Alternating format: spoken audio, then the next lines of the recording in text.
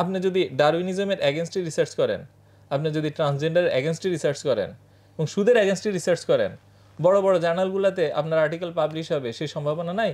টাকা যখন আপনার হাতে এবার গ্যাদার করবে, তখন আপনি জাস্ট ওই পাওয়ারটা হোল্ড করার চেষ্টা করবেন। অনেক অতীতে কোন সময় টাকা যদি সুদমুক্তভাবে কিছু টাকা থেকেও থাকতো, বহু আগে সেটা ব্যাংকের পেটে চলে গেছে।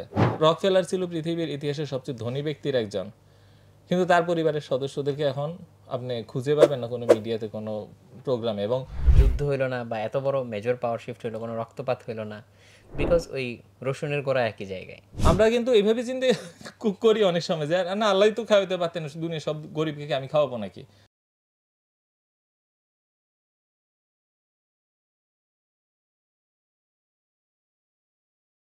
প্রিয় দর্শক, আসসালামু আলাইকুম, স্বাগত জানাচ্ছি গল্পগ্রাফির নতুন পর্বে। আপনারা দেখতেই পাচ্ছেন আজকে আমাদের সাথে আছেন মোহাইমিন পাটোয়ারি ভাইয়া। তো ভাইয়ার অনেকগুলো সুন্দর সুন্দর বই আছে।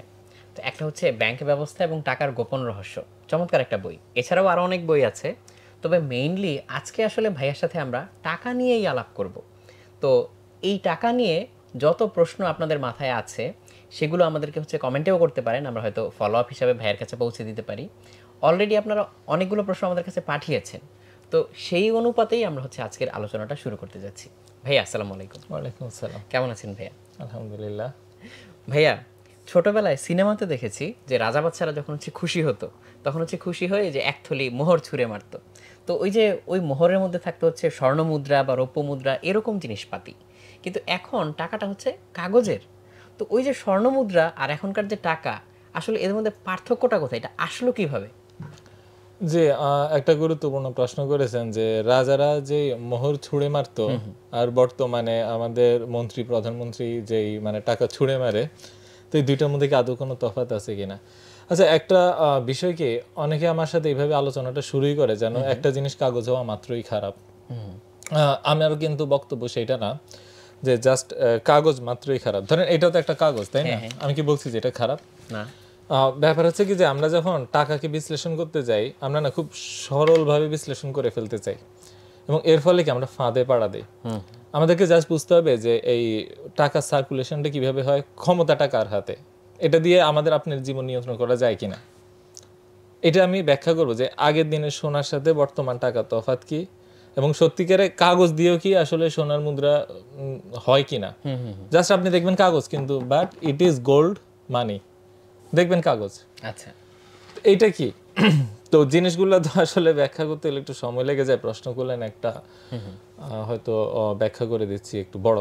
তো যেটাই হোক, শুরুটা যদি করি, সেটা হচ্ছে যে সোনার মুদ্রা আসলে জিনিসটা হচ্ছে কি যে ভারী, সোনা একটা ভারী জিনিস। তো আপনি সোনাটাকে যখন ক্যারি করবেন, তো অনেক সময় যে বড় বড় ট্রানজ্যাকশনগুলোর জন্য, যেমন আপনি কোটি কোটি টাকা ট্রানজ্যাকশনের জন্য সোনা ক্যারি করাটা একটা কি আমাদের জন্য হ্যাসেল। এবং সোনার যে নিরাপত্তা, এটা নিরাপত্তা রক্ষা করাটাও কষ্টকর, কারণ আপনি জানেন যে আপনার ঘরে সোনা রাখলে চুরি হয়ে যেতে পারে, বা আপনার পকেটে সোনা রেখে ঝনঝন করে যাবেন, হ্যাঁ, মানে চোরের কান তো লাগে যে বিড়ালের কানের চেয়েও মানে প্রখর। তো সে কিন্তু আপনাকে ট্র্যাক করবে। সেজন্য আগের দিনে মানুষ কি করতো, যে যাদের একটু বেশি টাকা পয়সা ছিল, তারা এই টাকাগুলোকে দেখা গেল শহরের মাঝখানে একটা সিন্ধুকে বা মন্দিরে বা যেখানে হোক এখানে প্রিজার্ভ করতো, যে এইটা একটা আমাদের যে সেন্ট্রালাইজড আপনার সিকিউরিটি সিস্টেম। বর্তমানে আমরা যেভাবে ব্যাংকে টাকা জমা করি, ঠিক সেইভাবে কি স্বর্ণকারে সিন্ধুকে কেমন সেইভাবে টাকা জমা দিয়ে আসতো, এবং সেখানে লিখিত থাকতো যে ওকে তুমি 10 মোহর দিয়েছো, তুমি 50 মোহর দিয়েছো, তুমি 5000 মোহর দিয়েছো, এগুলা লেখা আছে। তো তখন কি করলো, দেখা গেল যে আপনি আর আমি ডিল করছি, যে আপনি একজন বড় ব্যবসায়ী, আমি একজন বড় ব্যবসায়ী। তো এখন আমি শহরে একবার যাব, 5000 মোহর আনবো, আবার আপনার হাতে দিব, আবার আপনি তো আর এই মোহর ঘরে রাখবেন, আপনি আবার শহরেই যাবেন, আবার ওই সিন্ধুকে রাখবেন। তো তার চেয়ে কি করলাম, কাগজে চেক লিখে দিলাম, ওকে আমি তোমাকে 5000 মোহর পাস করে দিলাম, এই আমার সাইন, বাস আপনার হাতে দিয়ে দিলাম। মানে মালিকানাটা খালি চেঞ্জ হয়ে গেল। হ্যাঁ, কিন্তু মোহরটা ওই একই জায়গায় রয়ে গেল। এই যে আপনার হাতে আমি যে একটা কাগজে সাইন করে চেক পার করে দিলাম, এইটাই টাকা। কেমন? তো একসময় মানুষ বললো যে এতবার সাইন দেওয়ার তো দরকার নাই, আমরা একটা ওপেন চেক বানাই, এই কাগজ যার হাতে সেই হচ্ছে সোনার মালিক। তো তখন কি হলো, আপনার থেকে আমি একটা কিছু কিনবো, আমি এই চেক দিলাম, আপনি আরেকজনের থেকে কিনলেন, এই চেক দিলেন, আরেকজনের থেকে কিনলেন, এই চেক দিলেন, এইভাবে জাস্ট কি কাগজটা হাত বদল হচ্ছে। এইটাই হচ্ছে টাকা। কেমন? এবং এইটাই ছিল মার্কিন ডলার। মার্কিন ডলারে যদি আপনি আগের দিনের নোটগুলো দেখেন, সেখানে দেখবেন কি যে লেখা আছে ইউএস ডলার, তারপর লেখা আছে এটা এত আউন্স সোনা, এই ডলারটা দিলে পাবা। তো তখন কি হতো, ডলার যদি আপনি কোনো ব্যাংকে বা কেন্দ্রীয় ব্যাংকে জমা দিতেন, আপনাকে সোনা দিয়ে দিত। কারণ কি, কারণ সবার সোনাটা ওখানে রক্ষিত আছে, আর ডলারটা হচ্ছে কি এটা চেক। অন্য টাকাও একই জিনিস ছিল, অন্যান্য দেশের টাকাও। তো এই চেকটা দিয়ে আমরা লেনদেন করতাম, বুঝে গেল? হ্যাঁ, তো মানে এটা একটা গোল্ড স্ট্যান্ডার্ড ছিল। হ্যাঁ, সিলভার স্ট্যান্ডার্ডও ছিল। আচ্ছা, গোল্ড হোক, সিলভার হোক, আবার অন্যান্য ইয়েও ছিল, মুদ্রাও ছিল। ধরেন গোল্ড দিয়ে তো আসলে ছোট ট্রানজ্যাকশন করা যায় না। ধরেন আমরা দুই প্রতিবেশী, আপনার থেকে আমি একটা মুরগি কিনবো, কিংবা আমি আপনার থেকে কি বলবো একটা ছোটখাটো একটা পাঞ্জাবি কিনবো। এখন গোল্ড কয়েন তো একটা দামি জিনিস, এটা তো সেজন্য সিলভার ইউজ করতো। আবার আরো ছোট ট্রানজ্যাকশনে, যেমন ধরা যাক আপনার থেকে একটা নারিকেল কিনবো, কিংবা আপনার থেকে একটা কাঁঠাল কিনবো, সেটার জন্য সিলভার দিয়ে হতো না, সেজন্য নিকেল, কপার। এই জন্য দেখবেন যে আমেরিকা যে ছোট মুদ্রাগুলা, এগুলা এখনো মানুষ নিকেল কপার এগুলা বলে, কিন্তু আসলে তো নিকেল কপার দিয়ে তৈরি না। তো এটার নাম হয়ে গেছে ওই যে আগের দিনের থেকে ওই ধাতু থেকেই হচ্ছে নামটা হয়ে গেছে। এখন একটা সময় তো ভাইয়া হচ্ছে এই যে ইউএস ডলারের কথা বললেন, পাউন্ড, ব্রিটিশরা যখন হচ্ছে সব জায়গায় শাসন করতো, পাউন্ড হচ্ছে পাওয়ারফুল ছিল, ইন্টারন্যাশনাল কারেন্সি ছিল। তো পরে একটা সময় হচ্ছে সেটা হঠাৎ করে ডলার হয়ে গেল। সো এইটার সাথে ইন্টারন্যাশনাল পাওয়ার ডাইনামিক্সের কোনো সম্পর্ক কি আছে কিনা? তা তো অবশ্যই আছে। একটা জিনিস কি একটু আগে যে প্রশ্নটা করেছিলেন, সেটা ক্লিয়ার করলে আপনার কাছে আরো স্পষ্ট হবে পরের ইয়েগুলা। একটু আগে বলেছিলাম যে কাগজ হওয়া মাত্রই একটা জিনিস ঘৃণ্য না, আবার কাগজ হওয়া মাত্র একটা জিনিস পূজনীয় না। এবং এটাও বলেছিলাম যে রাজার দেওয়া সোনার মুদ্রা আর বর্তমানে আমাদের ব্যাংকারদের দেওয়া বোনাস, দুইটার মধ্যে তফাৎটা কি? হ্যাঁ, তো আপনি এইমাত্র দেখতে পারলেন যে কাগজ হওয়া সত্ত্বেও কি একটা জিনিস আসলে সোনা হইতে পারে, গোল্ড স্ট্যান্ডার্ড যদি কারণ কাগজটা হচ্ছে সোনার দলিল। হ্যাঁ হ্যাঁ, কিন্তু আমি যদি বলি কাগজ আর সোনার মাঝে কোনো সম্পর্ক নাই, কাট করে দিলাম সম্পর্ক, তাহলে কাগজ হবে কি? শুধুই কাগজ। শুধুই কাগজ যদি হয়, তাহলে আমি বলতে পারবো কি সেটা হচ্ছে ফিয়াট কারেন্সি। ফিয়াট কারেন্সি কি?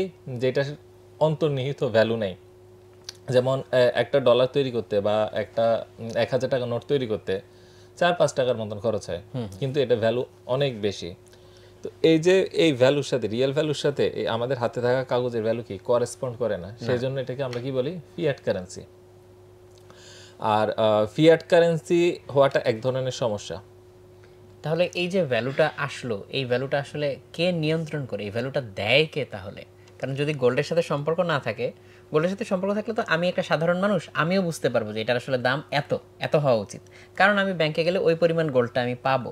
বাট যখনই এই কানেকশনটা থাকবে না, তখন এই যে $100, যে $100, সেইটার আসলে মানে অথরিটিটা কে? বিশাল প্রশ্ন করেছেন। যাই হোক, ব্যাপার হচ্ছে আপনি বলছেন যে এই ভ্যালুটা কোথা থেকে আসে বা অথরিটিটা কে, এবং অথরিটি নিয়ে যখন প্রশ্ন আসে তখন আরেকটা প্রশ্ন আসে যে আমি ছাপাচ্ছি 4-5 টাকায়, বিক্রি করছি হাজার হাজার টাকায়, মাঝখানে যে ভ্যালুটা সেটা কার খাতে গেল? এই তো হ্যাঁ, অথরিটি বলতে একটা জিনিস চিন্তা করেন, যখন আমরা গোল্ড কারেন্সির যুগে ছিলাম, তখন গোল্ডটা ছিল কার কাছে? মানে যে ওইটার ওনার, ও আচ্ছা, যদি একত্র করে রাখা হয় একটা সেন্ট্রাল জায়গায় ছিল, সেন্ট্রাল জায়গা। ওই সেন্ট্রাল জায়গাটার নাম কি? মানে এটাকে আমরা এখন ব্যাংকের ইকুইভ্যালেন্ট চাইলে বলতে পারি। ওই সময় ছিল ব্যাংক। হ্যাঁ, যখন এই কানেকশনটা কাট করে দেওয়া হলো, সোনাটা থাকলো কার কাছে?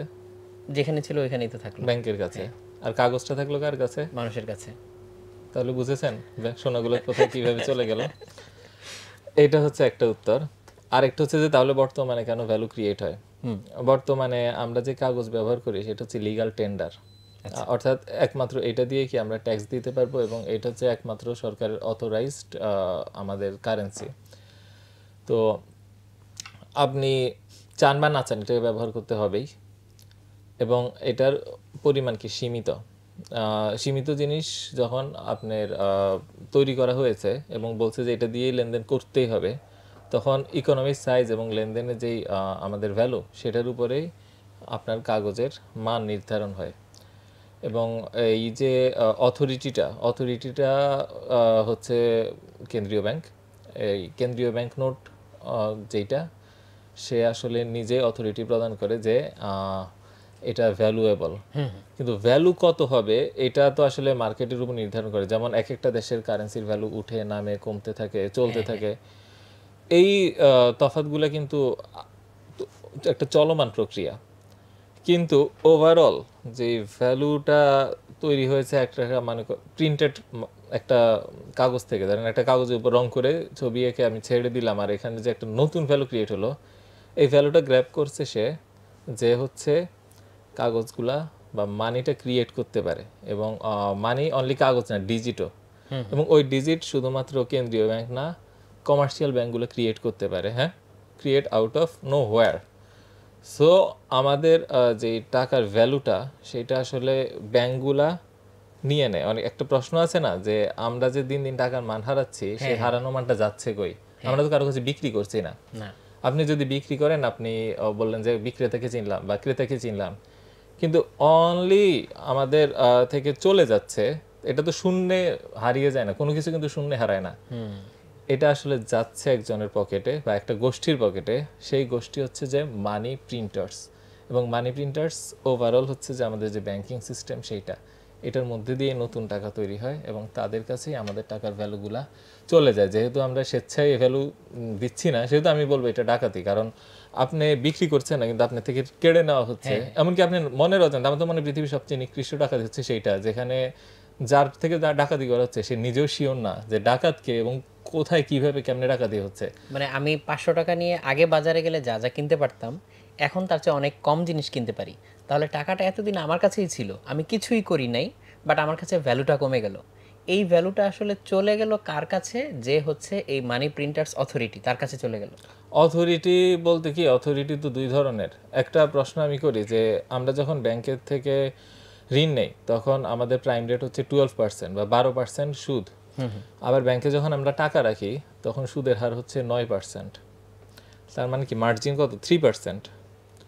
কিন্তু ব্যাংক যতগুলো ঋণ দেয়, তার মধ্যে দেখা যায় কি যে 7 থেকে 8% হচ্ছে ব্যাড ডেট বা ঋণ বিফল যায়। তার মানে ব্যাংক একটা লস মেকিং অথরিটি, তাই না? হ্যাঁ, অবস্থা দৃষ্টি তো তাই মনে হচ্ছে। তাছাড়া ব্যাংকের যে কর্মচারীর বেতন আছে, বিজ্ঞাপন আছে, বাড়ি ভাড়া আছে, সব কস্ট আছে। 100 টাকা এত কস্ট হিসেবে 3 টাকা এমনিতেই পড়ে। হ্যাঁ হ্যাঁ, আর তার উপর ঋণ বিফলে যাচ্ছে, সবাই তো ঋণ ফেরত দিতে পারে না, দেউলিয়া হয়, কিছু লস তো হয়। কিন্তু তাহলে ও লাভটা করে কোথায়? এইটাই তো প্রশ্ন। এই প্রশ্নের সাথে জড়িত যে আমাদের যে টাকাটা তৈরি করছে কে এবং আমাদের টাকার মান যাচ্ছে কোথায়। আমরা কোন জিনিসকে মূল্যায়ন করি বেশি জানেন? যে জিনিসটা দুর্লভ, যে জিনিসটা দুর্লভ সেটারই মূল্য বেশি। পৃথিবীতে কোন জিনিসটা ছাড়া আমরা বাঁচতে পারবো না? একটা হচ্ছে বাতাস, হ্যাঁ হ্যাঁ, আরেকটা হচ্ছে কি আলো, তারপরে আসে পানি, তাই না? এগুলোর কিন্তু কোনো মূল্য নেই। কেন? কারণ অ্যাবান্ডেন্ট। অ্যাবান্ডেন্ট।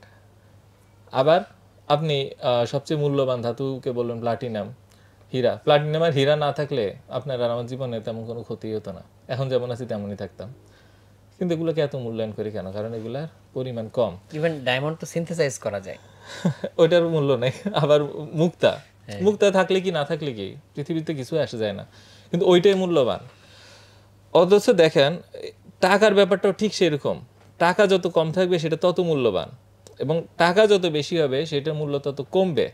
তার মানে আমরা টাকার ভ্যালু হারাচ্ছি, মানে টাকার পরিমাণ নিশ্চয়ই বাড়ছে। সেই টাকাটা কিভাবে বাড়ছে? আপনি বলতে পারেন যে কেন্দ্রীয় ব্যাংক ছাপাচ্ছে, তো ছাপে আসছে কিভাবে আপনার হাতে? সে কি হেলিকপ্টার দিয়ে সারা শহরের? তো এইখানে হচ্ছে কি যে মূল ফোকাসটা, যে মানে টাকা কি কাগজের নাকি সোনার, সেটা কিন্তু গুরুত্বপূর্ণ না। আমি আমি আপনি কি মনে করেন যে আজকে কাগজের জায়গায় যদি আমি সোনা আনি, বাংলাদেশের অর্থব্যবস্থা বদলায় যাবে? জাস্ট কাগজ কেটে সোনা লিখে দিবেন, বিশ্বাস করেন? বর্তমানে এই টাকা দিয়ে সুদ নিচ্ছে কে? সুদী প্রতিষ্ঠানগুলো। এর ফলে কি হয়? যে আপনার আমার টাকা ধীরে ধীরে তাদের হাতেই চলে যাচ্ছে, তাই না? মনে করেন যে সমাজে টাকা আছে 10,000 কোটি, এর মধ্যে 5,000 কোটি ব্যাংকগুলোর কাছে। জানেন মাত্র 10% ইন্টারেস্ট রেটে 5,000 কোটি থেকে 10,000 কোটি হতে কত বছর লাগে? কত বছর? 7 বছর। তার মানে বর্তমানে যদি অর্ধেক টাকা তাদের হাতে থাকে, 7 বছরে সব টাকাই তাদের। আচ্ছা ধরা যাক বর্তমানে তাদের হাতে আছে 2,500 কোটি টাকা, মাত্র 14 বছরে হয়ে যাবে 10,000 কোটি, যদি জাস্ট ইন্টারেস্টে ধরে রাখতে পারে। এবং চক্রবৃদ্ধির ব্যাপারটা এমন যে এইটা আপনার 7 বছরে হয় দ্বিগুণ, কথার কথা দ্বিগুণের একটু কাছাকাছি, একটু তফাৎ আছে। 14 বছরে 4 গুণ, তারপরে 8 গুণ, তারপরে 16 গুণ, এবং এই যে কাগজ, এই যে এটা যতবার ভাঁজ করছি দেখেন, এটা হচ্ছে কি দুইটা, হ্যাঁ হ্যাঁ, এবার হলো কত, চারটা, 4, এক্সপোনেনশিয়ালি বাড়বে, এবার হলো 8, এবার হলো 16, 16, আবার ভাঁজ করলে এবার হলো 32। এইটাকে যদি আমি 30 বার ভাঁজ করতে পারি, এটা এভারেস্ট পর্বতের চেয়ে উঁচু হয়ে যাবে। তাহলে আপনি চিন্তা করেন 70 বছরে কত গুণ হবে তাদের টাকা। তাহলে তারা যদি আজকে সোনা দিয়ে লেনদেন শুরু করে, আপনার আমার ঘরে কোনো সোনা থাকবে না, আসলে সব তাদের দখলেই যাবে। এবং বর্তমানে আমরা যেই একটা ইনইকুয়াল সিস্টেমের মধ্যে আছি, যে একটা আপনার এক্সপ্লয়টেশনের মধ্যে আছি, সেটা ঠিক একইভাবে চালু থাকবে। সুদ যদি চালু থাকে, কারেন্সি কি কাগজের কি সোনার, সেটা আসলে can not make much of a difference. কোরআনে কখনো বলে নাই যে তোমরা এই কাগজের টাকা ছেড়ে সোনার মুদ্রা গ্রহণ করো। কোরআনে বলছে তোমরা সুদ ছেড়ে দাও। সুদ যখন ছেড়ে দিবেন, বাকি সব ইকুয়েশন ইজিলি সলভ হয়ে যায়। তার মানে প্রবলেমটা আসলে হচ্ছে কাগজ না, প্রবলেমটা আসলে হচ্ছে যে ইন্টারেস্ট বা সুদ, এটা হচ্ছে মেইন প্রবলেম। এটা হচ্ছে প্রবলেমের আমি বলবো 90%। কাগজ একটা প্রবলেম, যখন কাগজ শুধুই কাগজ থাকে। ধরা যাক ফিয়াট মানি আছে, সেই ক্ষেত্রে কথার কথা সরকার টাকা ছাপায়, এই মুহূর্তে ধরে নিচ্ছি কেন্দ্রীয় ব্যাংক বা সরকার একই অথরিটি, সেটা আলাদাও হতে পারে, যেমন মার্কিন যুক্তরাষ্ট্রে আছে, আপনি হয়তো এটা জানেন বা হয়তো এটা নিয়ে পরে আলোচনা করবো। তো যেটা বলছিলাম যে কাগজ যদি সরকার ইচ্ছাকৃতভাবে ছাপাতে পারে, এটা কিন্তু আমাদের স্বাধীনতার উপর একটা বড় হস্তক্ষেপ। কাগজ যখন ইচ্ছা করে ছাপাচ্ছে আর আমার হাতের থেকে আপনার হাতের থেকে ভ্যালু চলে যাচ্ছে, এটাকে আমরা সোজা বাংলা কি বলি যদি সরকারকে দেই? কর, নাকি? কর কিন্তু সরকার চাইলে, আপনি একটা ইকোনমিক বিইং, আমি একটা economic being, we have our own freedom, আমাদের স্বাধীনতা আছে। এই স্বাধীনতার উপর এটা সরাসরি হস্তক্ষেপ। আপনি জানেন যে এই যে প্রত্যেকবার কর আরোপ করার আগে, শুল্ক আরোপ করার আগে সংসদে কি করতে হয়? অধিবেশন ডাকতে হয়, বিল পাস করতে হয়। কেন?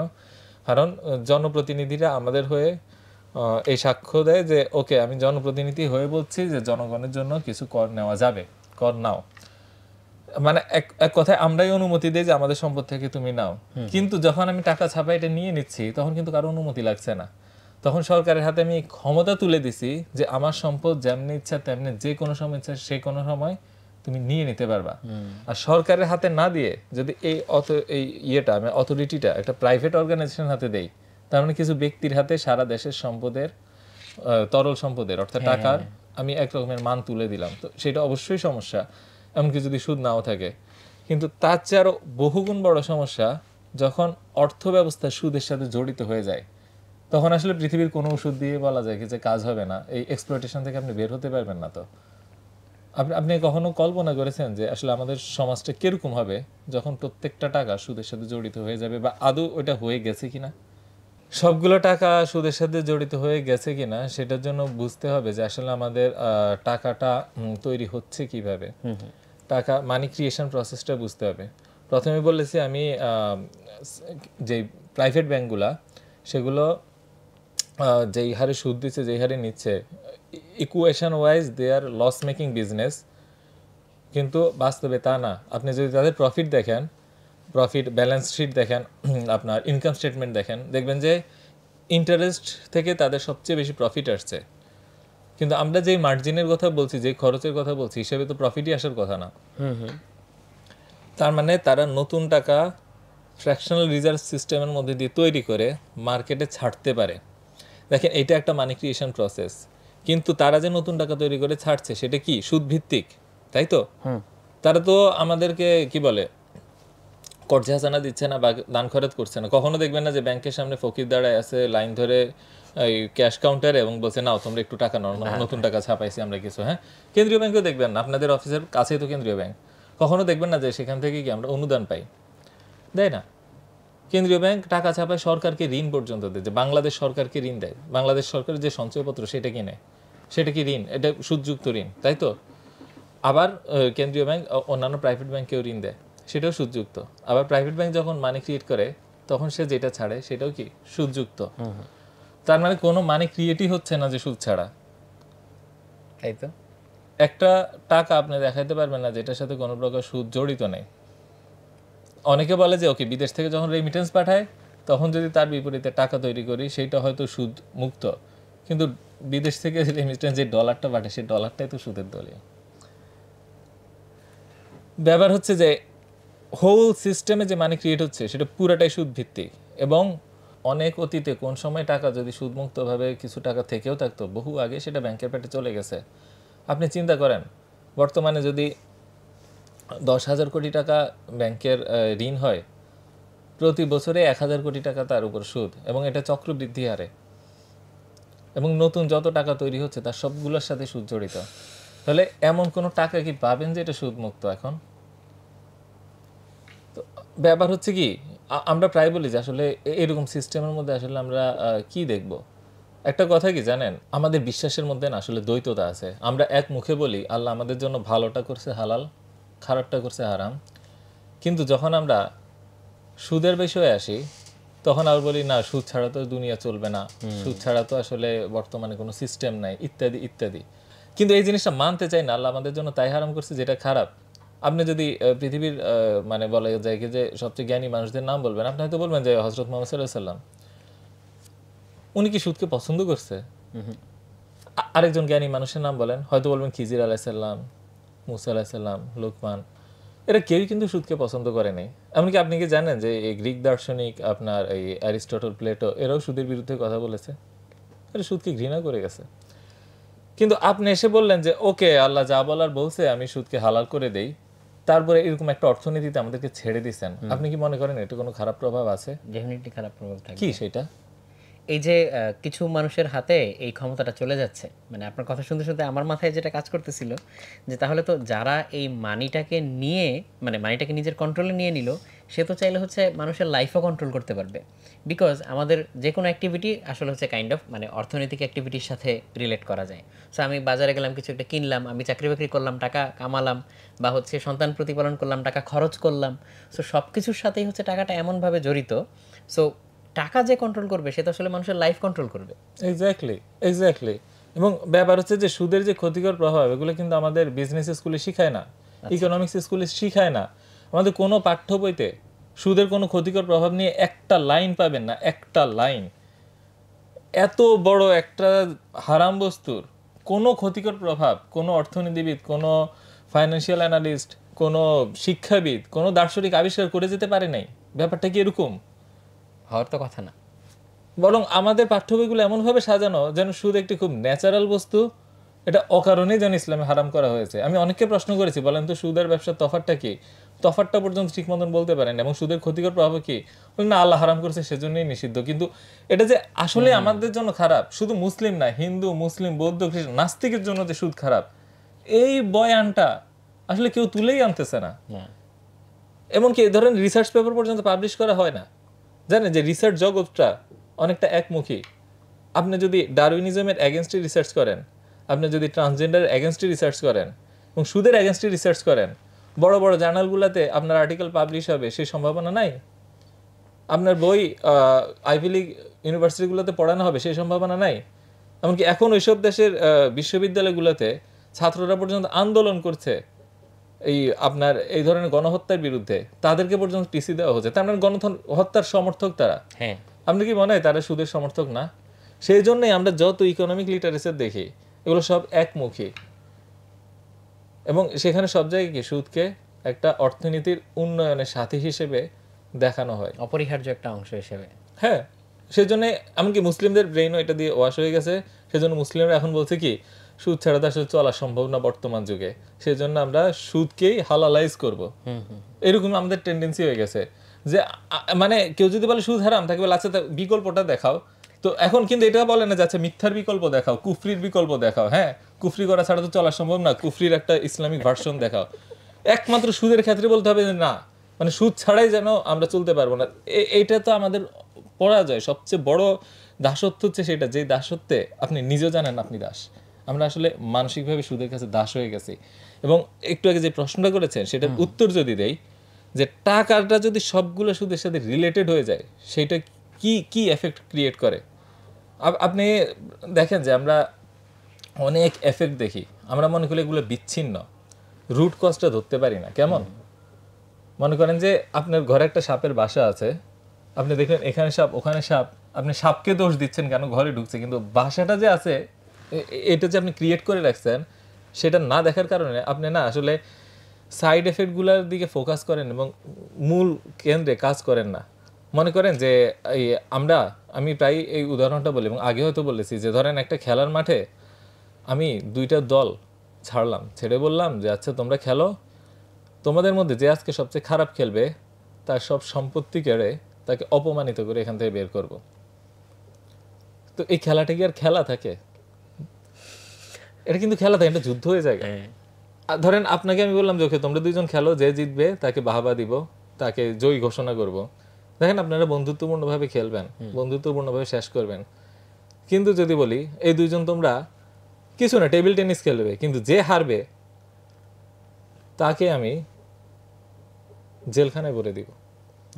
2জন আর টেবিল টেনিস খেলবেন না, দেখবেন টেবিল টেনিসে মাঝখান দিয়ে আপনি ছুরি দিয়ে নিচ দিয়ে ঘাই দিয়ে লড়াই হয়ে যাবে, তখন গ্ল্যাডিয়েটর ফাইট হয়ে যাবে। ঠিক তেমনি আমাদের সমাজে যখন নির্দিষ্ট পরিমাণ টাকা ছেড়ে বলি তার চেয়ে বেশি টাকা ফেরত দাও, তখন আমাদের সমাজে যে অর্থনৈতিক কর্মকাণ্ড হয় এটা আসলে ব্যবসা পর্যায়ে থাকে না, এগুলো সবগুলো হয়ে যায় আমাদের অর্থনৈতিক গ্ল্যাডিয়েটর ফাইট।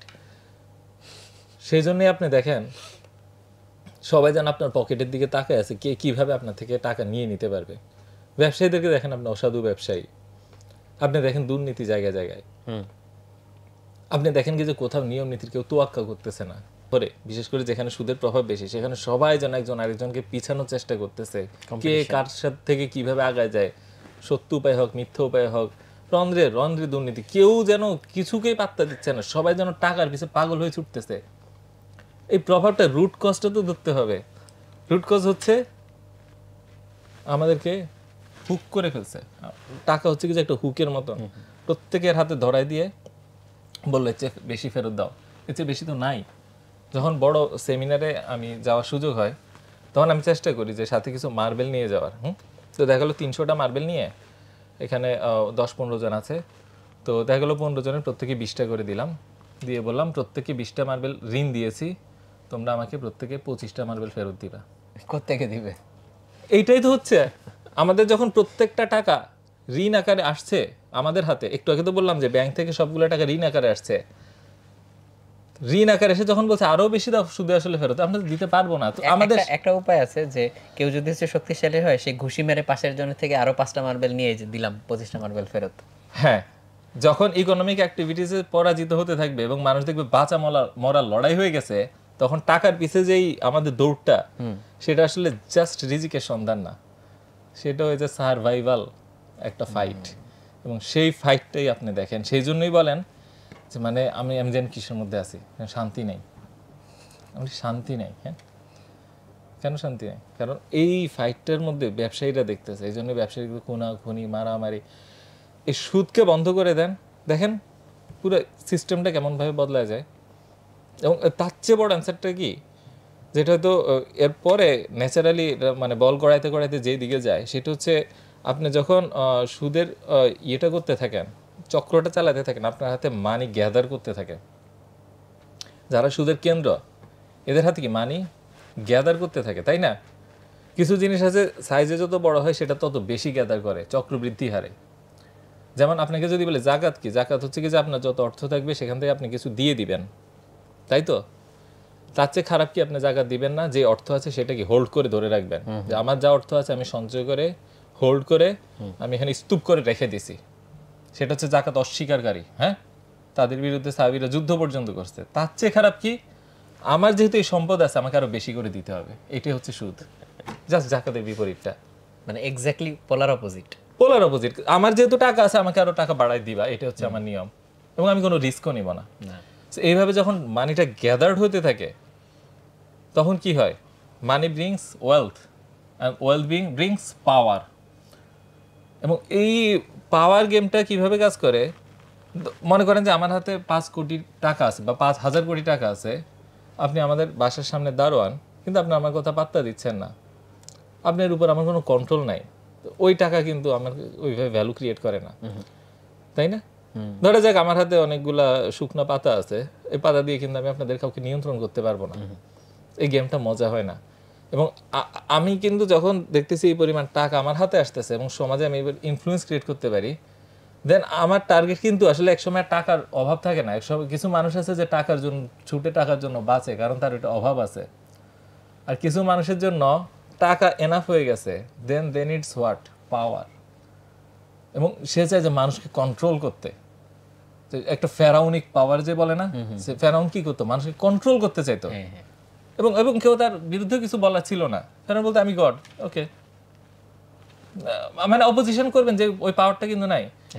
এইটাই হচ্ছে মানুষের একদম বেসিক ভিতরের ইনস্টিংক্ট। এবং টাকা যখন আপনি হাতে এবারে গ্যাদার করবে তখন আপনি জাস্ট ওই পাওয়ারটা হোল্ড করার চেষ্টা করবেন। সেই জন্যই দেখবেন যে তারা আসলে যেই মূলত যারা মানি মাস্টার্স যারা, এবং যারা যে মানি যে হোল্ড করতেছে এবং যারা এই সুদের মধ্যে দিয়ে পুরো ব্যবস্থাটা সাজাচ্ছে, তারা এই মানিটা দিয়ে পাওয়ার এক্সার্ট করার চেষ্টা করে। তারা কখনো মিডিয়ার সামনে আসে না। আপনি কোনো একটা ব্যাংকের মালিককে রাস্তায় হাঁটতে দেখলে চিনবেনও না, কোনো মিডিয়ার সামনে আসে না, কখনো দেখবে না যে ক্যামেরার সামনে তারা। বরং আমরা যারা ক্যামেরার সামনে ওদেরকে টাকা দিয়ে তারা কিনে ফেলে, আমার মডেল হয়ে যাও। এবং এইভাবে তাদের যেই ইনভেস্টমেন্টগুলো দেখবেন যে মিডিয়া থেকে শুরু করে অন্যান্য ব্যবসা, প্রত্যেকটা ব্যবসাতে ঋণ দিয়ে তারা জাস্ট এই হোল সিস্টেমটার উপরে নিজেদের যে ক্ষমতাটা এটাকে টিকায় রাখার চেষ্টা করে। এবং সুদের বিরুদ্ধে যারা কাজ করে, যারা এই সিস্টেমের এগেনস্টে যায়, they become mister nobody. ভাই এই কথাটা যেহেতু তুললেনি, মানে যেই কথাটা শোনা যায় যে এই যে বড় বড় ব্যাংকগুলো বা হচ্ছে ওয়ার্ল্ড ওয়াইড এই মানি মাস্টার্স বা মানি মেকার্স যারা যারা কন্ট্রোল করে, এটা হচ্ছে মানে অল্প কিছু ফিউ ফ্যামিলিজ এই জিনিসটা হচ্ছে কন্ট্রোল করে। হ্যাঁ, এটা একটা গুরুত্বপূর্ণ প্রশ্ন যে আসলে ওই ফিউ ফ্যামিলিজ কি এবং ওদের ভ্যালুসগুলো কি। এবং দেখেন, আপনার প্রশ্নের উত্তর দিব এবং আগের প্রশ্নের সাথে রিলেট করব। দেখেন, আমরা কিন্তু অনেক ইস্যু দেখি আমাদের সমাজে যেগুলোর আমরা কোনো ভ্যালু খুঁজে পাই না, কিন্তু যেগুলো আমাদের উপর প্রেস করা হয়। এই যেমন transgender issue, we are fighting against it, whole people. মানে বাংলাদেশে যদি আপনি সার্ভে নেন, কেউ কিন্তু এটা পক্ষে পাবেন না, একেবারে সামান্য শহরের অতি উচ্চ পর্যায়ে দুই একটা জায়গা ছাড়া। আবার আপনাকে যদি বলি যে feminism issue, most people won't support it, even many women wouldn't. তারপরে আপনাকে যদি বলি আরও বিভিন্ন ইস্যু, যেমন লিবারালিজম ইস্যু, হ্যাঁ, তারপরে আপনার যে ফ্রি সেক্স, এগুলো কিন্তু আসলে এমন না যে আমরা চাইছি তারপর হয়ে গেছে। আমাদের উপর কিন্তু ধীরে ধীরে এডুকেশনের মধ্যে দিয়ে, মিডিয়ার মধ্যে দিয়ে পুশ করা হয়েছে। কেন? কারা করছে? এবং এগুলোর পিছিয়ে যে যদি শক্তিগুলো দেখতেন, তাহলে কিন্তু দেখতেন যে কিছু অর্গানাইজেশনের নাম চলে আসছে। এবং ওই অর্গানাইজেশনের পিছিয়ে যদি পাওয়ারটাকে দেখতেন, তাহলে দেখতেন কিছু ফ্যামিলির নাম চলে আসছে। যেমন রকফেলার ফ্যামিলি। Who's Rockefeller? বর্তমানে অনেকে রকফেলারের নাম জানে না। রকফেলার ছিল পৃথিবীর ইতিহাসের সবচেয়ে ধনী ব্যক্তির একজন, কিন্তু তার পরিবারের সদস্যদেরকে এখন আপনি খুঁজে পাবেন না কোনো মিডিয়াতে, কোনো প্রোগ্রামে। এবং পৃথিবীর সবচেয়ে ধনীদের যে লিস্ট দেওয়া হয়, সেখানে কিন্তু আপনি ওদের নামও খুঁজে পাবেন না। এবং আপনি যে পরিবারগুলোর নাম বলছেন, পৃথিবীর যে 400 যে লিস্ট দেওয়া হয়, সেখানে তাদের নাম পাবেন না। হ্যাঁ, আমরা তো সেরা ধনী হিসেবে নাম জানি ইলন মাস্কের নাম জানি, জেফ বেজোস কিংবা হচ্ছে ওয়ারেন বাফেট, ওনাদের কথা শুনি, বাট এই ফ্যামিলির কথা তো শুনি না। এবং কিন্তু আপনি যদি দেখেন যে ট্রান্সজেন্ডার ইস্যুতে যারা ফান্ডিং করছে, এর পিছিয়ে রকফেলার ফ্যামিলি ছিল অন্যতম, রকফেলার ফাউন্ডেশন। এবং এরা বেশিরভাগ বর্তমানে বিভিন্ন যে চ্যারিটি অর্গানাইজেশন আছে সেগুলো হোল্ড করে, এবং এই ধরনের বিভিন্ন রিসার্চ তারা কি ফান্ড করে। এবং এটা তো জাস্ট স্মল পার্ট, এটা হচ্ছে তাদের যে শো পার্ট, যে okay we are very kind and this person. কিন্তু রসচাইল্ড ফ্যামিলি যেটা মূলত জার্মানি থেকে তাদের আর কি উত্থান, তো পরবর্তীতে রসচাইল্ড 5 ছেলেকে ইউরোপের 5টা জায়গায় পাঠানো হয়, এবং 5টা বড় শহরে, এবং তারা সবাই কি সুদের ব্যবসা করে।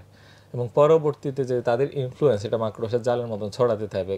এবং প্রথম বিশ্বযুদ্ধের আগে দেখা গেল যে জার্মানিকে ঋণ দিচ্ছে জার্মান রসচাইল্ড, ফ্রান্সকে ঋণ দিচ্ছে ফ্রান্স রসচাইল্ড, ইংল্যান্ডকে ঋণ দিচ্ছে ইংল্যান্ড রসচাইল্ড। এরা যুদ্ধ করছে আর এরা অনেক হাই ইন্টারেস্ট রেটে ঋণ দিচ্ছে। এরপরে প্রথম বিশ্বযুদ্ধের পরে এরা কেমন যেন হঠাৎ করে পিকচারের সামনে থেকে সরে গেল। কিন্তু আমেরিকার ফেডারেল রিজার্ভের ইতিহাস যদি দেখেন, সেখানে দেখবেন যে এই John D Rockefeller, JP Morgan, Aldrich, এইরকম কিছু ফ্যামিলি মেম্বার্স একসাথে দেখা গেল যে মিটিং করেছে জ্যাকিল আইল্যান্ড, এবং ওখান থেকে ফেডারেল রিজার্ভ হয়েছে। এবং আপনি যদি আরও দেখেন, শিফ মানে রসচাইল্ড যাদের সাথে ছিল এই ফ্যামিলিগুলো, তো এবং এদের অস্তিত্বটা কেমন যেন দেখবেন যে হোয়াইট পেপার থেকে সরে গেছে।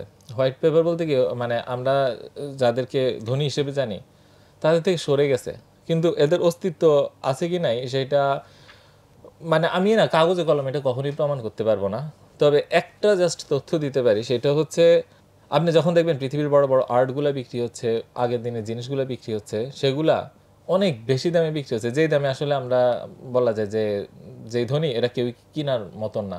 মানে এই পরিমাণ টাকা দিয়ে একটা ছবি কিনবে, একটা জুয়েলারি কিনবে, একটা অনেক আগের দিনের একটা কলম কিনবে, এই শখ না করে কিন্তু বর্তমানে যাদেরকে ধনী দেখেন তারা সবাই টাকাটা ইনভেস্ট করবে এমন।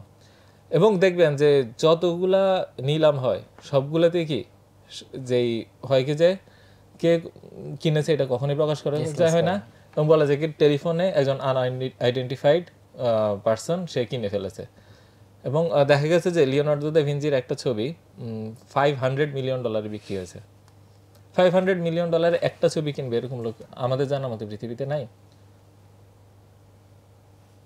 এই টাকা দিয়ে একটা গিগা ফ্যাক্টরি করা যায়, সে ওইটা করবে যে ব্যবসায়ী, সত্যিকার ব্যবসায়ী। এরা কারা আমি জানি না, আমি এটা কোনো উত্তরও দিব না। হতে পারে যে এই ফ্যামিলিগুলাই বর্তমানে বিভিন্ন ব্যাংকের পিছে এনাফ যেই পাওয়ার মানি হোল্ড করে আছে, এবং আমরা যে বিশ্বব্যাপী যে একটা লড়াই দেখি যে আমাদের যে হিউম্যান যে নেচার সেইটার এগেনস্টে কিছু ভ্যালু এসে একটা যেন আমাদের উপর মূল পাওয়ার সোর্স থেকে ছড়াচ্ছে। হতে পারে যে এরাই এগুলো ছড়াচ্ছে, এদের কি স্বার্থ? হ্যাঁ, মানে এই জেকিল আইল্যান্ডের যে মিটিংটার কথা বললেন, এইটার সাথে কি ওইটার কোনো রিলেশন আছে, যে পাউন্ড থেকে ডলারে চলে যাওয়া? আবার কিন্তু মানে ওটা কি একটু পরে আনবই না? একটু পরে প্রশ্নটা আবার করবেন, শেষ করি। ওকে। এদের কি স্বার্থ? এদের কি স্বার্থ? আপনি যখন এনাফ মানি এবং পাওয়ার পজেস করা শুরু করেন তখন আপনার সামনে কিন্তু আর কোনো মানুষ থাকে না। আপনি যখন প্রচুর পাওয়ার হোল্ড করতে থাকেন, আপনার কম্পিটিটর হয় কে? গড। এবং তখন আপনি গডের সাথে ফাইটটা শুরু করে দেন, এবং আপনার কম্পিটিটর থাকে যে গডের রুল যেটা সেটার এগেনস্টে সব নিজের ইচ্ছা মতন রুল ক্রিয়েট করবে, ওটাকে ডিফাই করা। এক্স্যাক্টলি। এবং সেইটাই আমরা দেখছি সমাজে, ইন্টারেস্টিং একটা পার্সপেক্টিভ এটা। এবং এটাই আমরা দেখছি সমাজে। ফেরাউনের পয়েন্ট কিন্তু এটাই ছিল যে I am your supreme god. আমার এগেনস্টে এসে মুসা আবার বলবে যে দাসকে মুক্ত করে দাও, এটা মানতে পারলো না। এবং বর্তমানে যারা তারাও কিন্তু আসলে ঈশ্বরের কিছুই পছন্দ করে না, এবং তারা হচ্ছে যে সেকুলারিজমের মধ্যে দিয়ে তাদের নিজস্ব ভ্যালু প্রমোট করে তাদের পাওয়ারটাকে আরো সিকিউর করে রাখছে, আলটিমেট ইগো আর কি। এবং এই পুরা চ্যানেলটা ফান্ড করতেছে এই সুদের সিস্টেম। এই সুদের সিস্টেমটা কেটে দেন, দেখবেন তারা ভেঙে পড়ছে। আজকে আজকে আমেরিকাকে আমরা ফলো করি কেন? কারণ they are so powerful, they have so much money, তাই না? আমেরিকা যদি একটা দুর্বল ভগ্ন রাষ্ট্র হতো আর এসে বাংলাদেশে বলতো যে হ্যাঁ ট্রান্সজেন্ডার নামে একটা জিনিস আছে, এটা করো, হ্যাঁ তার ফেমিনিজম নামে একটা কনসেপ্ট আছে, খুব ভালো, কেউ পাত্তা দিত না, কেউ পাত্তা দিত না। আজকে বাংলাদেশকে কি আফ্রিকার ঘানা এসে শিখায় যায় যে না আফ্রিকার ঘানাতে আমরা গোত্র প্রধান সমাজ খুব ভালো, বাংলাদেশ এটা করো করো, মানবো? কেউ মানবে? এই যে আমাদেরকে যা শিখানো হচ্ছে এটা মূল সোর্স হচ্ছে মানি। আমেরিকার মানি পাওয়ার শেষ, দেখেন আমেরিকার সব ভ্যালু। এখন আমরা কি হচ্ছে এই ভ্যালু কেন কিনলো এটার বিরুদ্ধে লাগো, এই ভ্যালু কেন করলো এটার বিরুদ্ধে লাগো, এটা গোড়ায় হাত দিচ্ছেন, গোড়ায় হাত কিন্তু গোড়ায় হাত দিলে আবার ওরাও কিন্তু কনসার্ট হয়ে যায়। আপনি যখন সাইডে ফাইটগুলো করেন আপনি কিন্তু অনেকটা নিরাপদেই থাকেন, বা আপনার উপর মোটামুটি একটা ওই ফাইটে থাকে, কিন্তু গোড়াতে কিন্তু কাউকে হাত দিতে দেয় না কেউ। যারাই পর্যন্ত ডলার সিস্টেমের এগেনস্টে বলছে এবং ডলার সিস্টেম থেকে বের হয়ে আসতে বলছে, সবগুলো দেশ স্যাংশন খেয়েছে। বর্তমান বিশ্বের দিকে তাকায় দেখেন কোন দেশগুলো স্যাংশন আছে এবং তারা কোন সিস্টেম আছে। ইরান, রাশিয়া, হ্যাঁ, এবং তার আগে ইরাকে সাদ্দাম হোসেন যখন ঘোষণা দিয়েছে সে ডলার সিস্টেম থেকে বের হতে চায়, তারপরেই ইরাকের উপর আক্রমণ হয়েছে এবং বলেছে গণবিধ্বংসী অস্ত্র আছে। পরে গণবিধ্বংসী অস্ত্র পায় নাই, কিন্তু বলেছে যুদ্ধের কারণ ঠিকই ছিল। কি কারণ? কারণ তো আসলে ওইটা এবারে ওই কোশ্চেন। তো একটু আগে ভাইয়া যে জিনিসটা বলছিলেন যে জেকিল আইল্যান্ডে একটা মিটিং হয়েছিল, তো ওই মিটিংয়ে হচ্ছে অনেকে অংশ নিয়েছিল, এবং এইটার সাথে কি ওইটার কোনো সম্পর্ক আছে? এই যে পাওয়ার ডাইনামিক্সের শিফট হওয়ার, যে ইন্টারন্যাশনাল কারেন্সি মেইন ছিল পাউন্ড, তারপর এখান থেকে হচ্ছে হঠাৎ করে ডলার হয়ে গেল, এটা কি কানেক্টেড, রিলেটেড? অবশ্যই কানেক্টেড। যে দুইটা বিশ্বযুদ্ধ হয়েছে এই দুইটা বিশ্বযুদ্ধের মধ্যে দিয়ে আসলে পাওয়ার শিফটিং হয়েছে কেমন, এবং সেকেন্ড ওয়ার্ল্ড ওয়ারের পরে আমেরিকা হয়ে গেল সারা বিশ্বের ফোকাস, সুপার পাওয়ার। এবং সুপার পাওয়ার হওয়ার পিছিয়ে তিনটা রিজন ছিল। একটা হচ্ছে ব্রেটন উডস চুক্তি। ব্রেটন উডস আমেরিকার মুদ্রাকে ফাইন্যান্সিয়াল সেন্টারে পরিণত করেছে। ব্রেটন উডস ছিল এমন একটা চুক্তি যে আমেরিকার ডলার হবে সারা বিশ্বের রিজার্ভ কারেন্সি এবং বাকি সকল কারেন্সি আমেরিকার ডলারের এগেনস্টে হবে। তখন থেকে দুইটা দেশ যখন বাণিজ্য করবে, লেনদেন করবে, যা কিছুই করবে ওই ডলার রিজার্ভের ভিত্তি সেটা ডলারের উপর হবে, ডলারের উপর ভিত্তি করে। তার আগে কিন্তু ছিল সেটা পাউন্ড। যখন ব্রিটেন থেকে আমেরিকাতে এই শিফটিংটা হলো, তখনই হচ্ছে কি পাওয়ার শিফটটা হয়ে গেছে। এর আগে কিন্তু পাউন্ড ভিত্তিক ছিল সব লেনদেন, এবং তখন ব্যাংক অফ ইংল্যান্ড ছিল একটা প্রাইভেট অর্গানাইজেশন। এদিকে ফেডারেল রিজার্ভকে প্রাইভেট অর্গানাইজেশন করা হলো, তারপরে পাওয়ার শিফটটা করার পর ব্যাংক অফ ইংল্যান্ডকে ন্যাশনালাইজ করে দেওয়া হলো, এবং ব্যাংক অফ ফ্রান্সকে ন্যাশনালাইজ করে দেওয়া হলো সেকেন্ড ওয়ার্ল্ড ওয়ারের পরে। এবং আমেরিকার মুদ্রা যখন সারা বিশ্বের মূল মুদ্রায় পরিণত হলো, তখন ফেডারেল রিজার্ভ এখন পর্যন্ত প্রাইভেটই আছে, এবং এইটার মধ্যে দিয়ে কি মূল পাওয়ারটা হোল্ড করা হয়। সেই জন্যই আসলে ব্রিটেন থেকে আমেরিকার পাওয়ারের শিফটিংটা আসলে একই পাওয়ারের হাতেই ক্ষমতার আসলে হেডকোয়ার্টার বদল। ধরেন আপনাদের হেডকোয়ার্টার যদি আজকে মতিঝিল থেকে নিয়ে গুলশানে নেন, আপনাদের নিজেদের মধ্যে কি যুদ্ধ হবে? হবে না, কারণ মালিক তো একই। পাওয়ার তো আসলে আমরা যে দেশ হিসেবে দেখি, পাওয়ারকে আলাদা আলাদা করি, আসলে এটা পাওয়ার না। পাওয়ার হচ্ছে কি যে আপনার যে চ্যানেলগুলা, যে মিডিয়া, আপনার যে হচ্ছে কি যে কারেন্সি, আপনার যে টেকনোলজি যার হাতে আছে সেইখানে আপনার ক্ষমতা আছে কিনা, সেখানেই পাওয়ার। এইভাবে দেশ হিসেবে আলাদা আলাদা করার কোনো মানেই হয় না। যেমন একটু আগে আমি বলেছি যে জার্মানিকে ঋণ দিয়েছিল জার্মান রথসchild, ফ্রান্সকে দিয়েছিল ফ্রেঞ্চ রথschild, ব্রিটেনকে ব্রিটিশ রথschild। সো আলটিমেটলি এখন ওই ফ্যামিলির হাতে আছে কি বর্তমানে, অন্য কারো হাতে আছে না, কার হাতে আছে সেটা নিয়ে আমি মন্তব্য করছি। কারণ আমি এর অন্য যে মন্তব্যগুলো করেছি সেগুলোর একটা আমি ছকে আমি প্রমাণ করতে পারবো যে this works like this. But আপনি যদি সার্চ করেন যে ফেডারেল রিজার্ভ তো বেসরকারি প্রতিষ্ঠান আছে, মালিকদের নাম বলো, আসবে না, কোনো রেজাল্ট আসবে না। তো এটা যে ব্যাপারে মন্তব্য করা আসলে বলা যায় ফাঁদে পা দেয় ভাই। তো আমি মনে করি যে এই যে পাওয়ার শিফটটা, এইটা ছিল কি সেকেন্ড ওয়ার্ল্ড ওয়ারের একটা বড় স্টেপ, এবং তারপরেই আর কি আমেরিকা ওয়ার্ল্ডের সেন্টার পর্যন্ত হয়। আর জেকিল আইল্যান্ডের ইভেন্টটা হয়েছিল আরও আগে, এটা ফার্স্ট ওয়ার্ল্ডের আগে। তো ওইটা ছিল কি যে আসলে আমেরিকার প্রথম যেই প্রাইভেট সেন্ট্রাল ব্যাংক ক্রিয়েটেড হয়, সেই সময় ইংল্যান্ডেও প্রাইভেট সেন্ট্রাল ব্যাংক ছিল, ফ্রান্সে ছিল, কিন্তু আমেরিকা ছিল না। এবং একটা রিয়েলি একটা মানে কি বলবো, মানে একটা ফ্যাব্রিকেটেড তো না, রিয়েলি একটা মানে খুব ওয়েল ক্রাফটেড প্লটের মধ্যে দিয়ে কি আমেরিকাতে এই সেন্ট্রাল ব্যাংকটা প্রতিষ্ঠিত হয়। তাহলে জেকিল আইল্যান্ডের যে মিটিংটা হলো তার ফলশ্রুতিতে হচ্ছে এই পাওয়ার শিফটটা হয়ে গেল, কিন্তু এখানে হচ্ছে কোনো মানে যুদ্ধ হইলো না বা এত বড় মেজর পাওয়ার শিফট হইলো, কোনো রক্তপাত হইলো না, বিকজ ওই রসুনের গোড়া একই জায়গায়। পাওয়ার শিফটিংটা জেকিল আইল্যান্ডে দিয়ে হয় নাই, আসলে তার আগেই হয়েছে। বলা যায় যে সেকেন্ড ওয়ার্ল্ড ওয়ারের পরে আমরা দেখছি যে পাউন্ড থেকে কারেন্সি শিফট হয়েছে ডলারে, কিন্তু জেকিল আইল্যান্ডের ইভেন্টটা তার আরও অনেক আগে। এবং আমি এটাও বললাম যে জেকিল আইল্যান্ডের সময় ইংল্যান্ডের ব্যাংক অফ ইংল্যান্ড ছিল প্রাইভেট ব্যাংক, ব্যাংক অফ ফ্রান্সও ছিল প্রাইভেট ব্যাংক, এবং ওই সময় কি ফেডারেল রিজার্ভ তৈরি করা হয়েছে। তার আগে কিন্তু আমেরিকায় এই প্রাইভেটলি ওন্ড সেন্ট্রাল ব্যাংক ছিল না। আমেরিকায় প্রাইভেটলি ওন্ড সেন্ট্রাল ব্যাংক যতবার তৈরি হওয়ার চেষ্টা হয়েছে সবগুলোকে কি নস্যাৎ করা হয়েছে। এবং এটার পিছে সবচেয়ে বড় ভূমিকা যিনি পালন করছে তার মধ্যে একজন হচ্ছে কি যে থমাস জেফারসন। এবং আমেরিকাতে প্রথমে কি দেখা গেল নর্থ ব্যাংক অফ আমেরিকা, তারপরে first national bank of America, তারপর হচ্ছে কি যে second national bank of America যখন হয়েছে, এটা ঠিক ইংল্যান্ড আর ফ্রান্সের মতন প্রাইভেটলি ওন্ড সেন্ট্রাল ব্যাংক তৈরি হয়েছে, যে একটা প্রাইভেট অর্গানাইজেশন থাকবে, তারা মানি প্রিন্ট করতে পারবে। ইংল্যান্ডে অলরেডি এই সিস্টেম, ফ্রান্সে অলরেডি এই সিস্টেম, তারা হচ্ছে কি যে ওয়ার্ল্ড ইকোনমির সেন্টারে। এদিকে আমেরিকা একটা নতুন শক্তি গড়ে উঠছে, সে এই কাজটা করবে না, এটা তো আসলে ওরা মেনে নিচ্ছে না, because it will create a bad example for the whole world, তাই তো? এখন যেটা করলো যে আমেরিকাতে এটা বারবার চেষ্টা করা হচ্ছে, কিন্তু দেখা গেলো যে আমেরিকার জনগণ বা আমেরিকার সরকার কিন্তু এটার অ্যাগেনস্টে কাজ করছে। এবং তখন দেখা গেলো যে পত্রিকার উপর যে কন্ট্রোল সেটা ওইভাবে ছিল না। এবং থমাস জেফারসনকে আমেরিকার পত্রিকাগুলো কিন্তু ওই সময় সমর্থন দিছে, কারণ ওই সময় কিন্তু প্রেস ফ্রিডম আরও বেশি ছিল।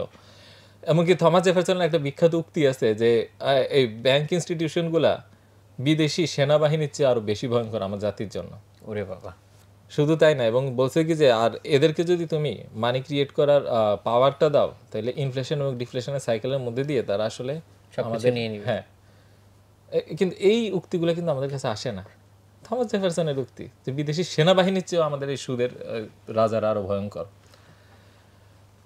এবং তিনি তার সারাটা জীবন ফাইট করে গেছেন, এবং শেষ পর্যন্ত এই আমেরিকার যেই সেন্ট্রাল ব্যাংক যেটা, ওইটাকে তিনি ধ্বংস করে গেছেন এবং ওনাকে অ্যাসাসিন করার জন্য গুলি করা হয়েছিল, 2বার গুলি করছে, 2টাই মিস করছে বুলেট, এবং তো ওনাকে মারতে পারেনি।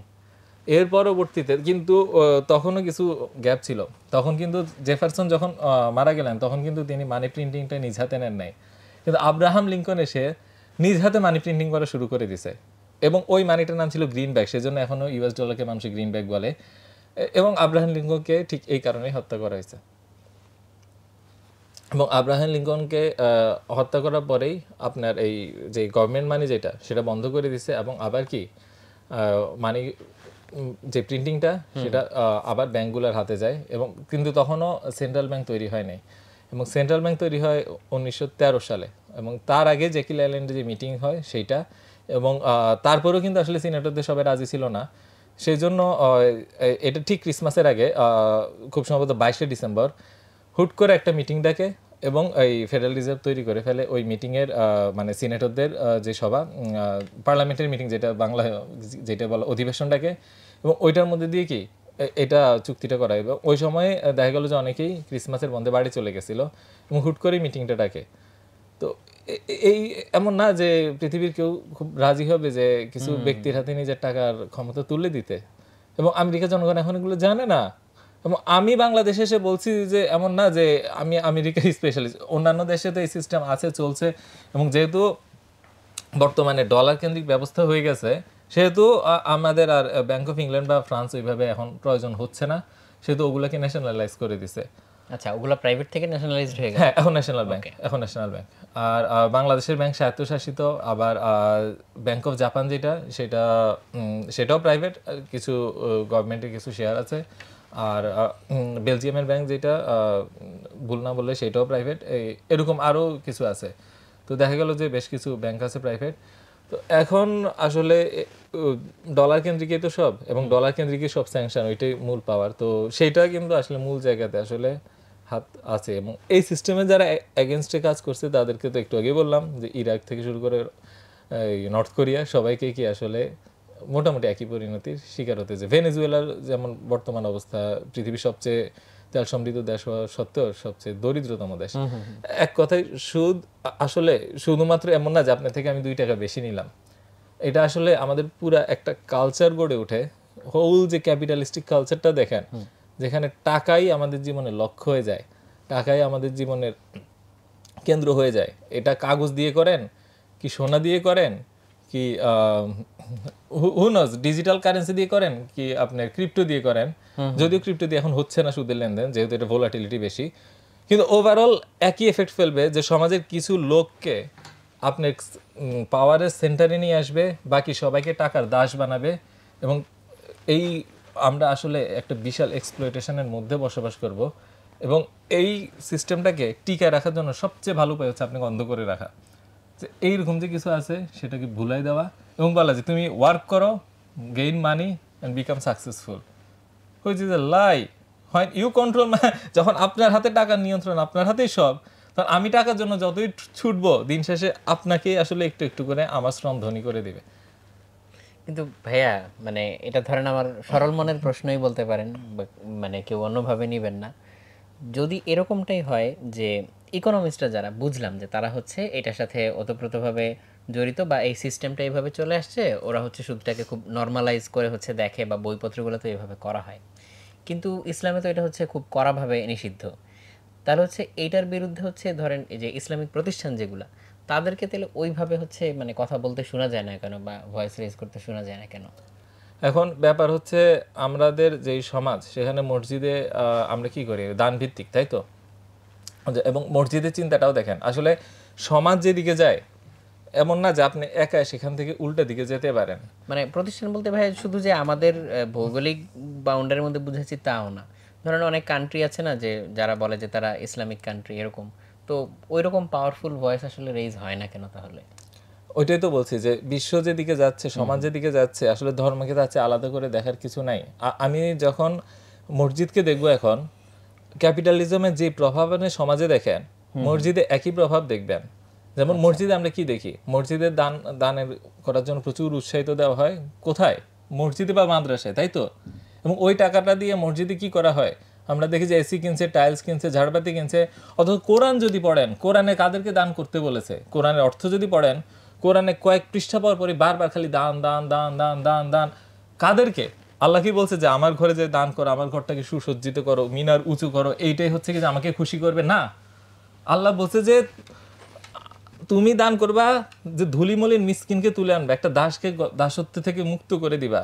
কেমন? একজন এতিমকে তুমি সাহায্য করবা, একজন অসহায়কে তুমি একজন ক্ষুধার্তকে খাওয়াবা। এবং এত বেশি উৎসাহিত দেওয়া হচ্ছে এই ব্যাপারে যে কাফেরদের ব্যাপারে বলা হচ্ছে ওরা বলে আল্লাহ চাইলে তো নিজেই খাওয়াইতে পারতেন, আমি কেন খাওয়াবো?